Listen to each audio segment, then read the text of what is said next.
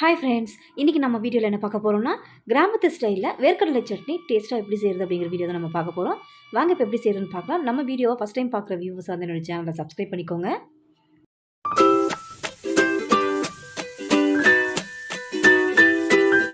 முதல்ல கடாய் ஒன்று சூடு பண்ணிக்கோங்க. ஒரு ஸ்பூன் எண்ணெய் சேர்த்துக்கலாம். எண்ணெய் காஞ்சதும் ஒரு 5-6 பூண்டு பல் சேர்த்துக்கோங்க. இது கூடவே ஒரு கைப்பிடி அளவுக்கு சின்ன வெங்காயத்தை ஓரளவுக்கு வதக்கி எடுத்துக்கலாம்.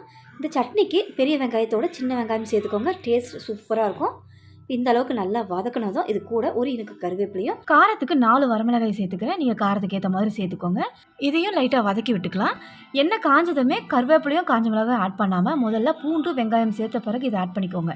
முதல்லையே நீங்கள் கருவேப்பிலையும் காஞ்ச மிளகாயும் சேர்த்துட்டிங்கன்னா கலர் மாறிடும், டேஸ்ட்டும் மாறிடும். இப்போ இது கூட தக்காளி சேர்த்துக்கலாம். ஒரு தக்காளி ரஃப்பாக சாப் பண்ணதை சேர்த்துக்கிறேன். சட்னி நல்ல டேஸ்ட்டு கொடுக்கணுன்னா நம்ம சேர்க்குற இன்க்ரீடியன்ஸ் எந்த டைமில் சேர்க்கணுங்கிறது தான் ரொம்ப முக்கியம். இந்த டிப்ஸை ஃபாலோ பண்ணிக்கோங்க. இப்போ தக்காளி ஓரளவுக்கு வதங்கி வரட்டும். நான் சட்னிக்கு ஏற்ற மாதிரியே உப்பு சேர்த்து இந்த தக்காளியை வேக விட்டுக்கலாம். பத்தலைன்னா அதுக்கப்புறமா சேர்த்துக்கலாம். இந்த தக்காளி கூடவே புளியை சேர்த்துவும் வேக விட்டுக்கோங்க. நான் கொஞ்சமாக புளி எடுத்திருக்கேன். இந்த அளவுக்கு மட்டும் சேர்த்துக்கோங்க. நம்ம தக்காளியில் புளிப்பு சுவை இருக்குது. ஆனாலும் ஏன் சேர்க்குறோம் அப்படின்னா சட்னி சீக்கிரத்தில் கெட்டு போகாமல் இருக்கும், இன்னுமே சுவை அதிகம் கொடுக்கும். அதுக்காக தான் புளி சேர்த்துக்கிறோம். இப்போ இதை வந்து ஒரு 5லேருந்து 7 நிமிஷம் மூடி விட்டு பார்க்கலாம். ஓரளவுக்கு தக்காளி வெங்காயம் எல்லாமே நல்லா வதங்கி வந்திருக்கு.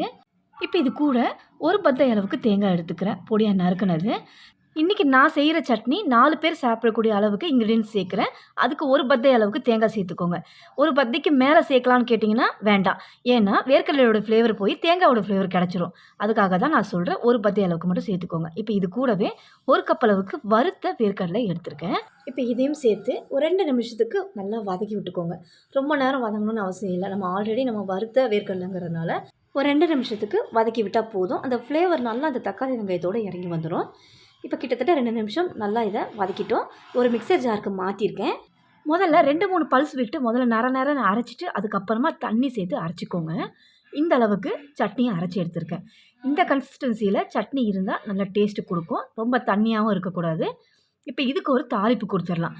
தாளிப்பு கரண்டியில் எண்ணெய் சேர்த்து எண்ணெய் காஞ்சதும் கடுகு கருவேப்பிலை போட்டு நல்லா பொரிய விட்டு இது கூட சேர்த்துக்கிறேன். சரியான அளவுகளோட இன்க்ரீடியன்ஸை சேர்த்துக்கோங்க.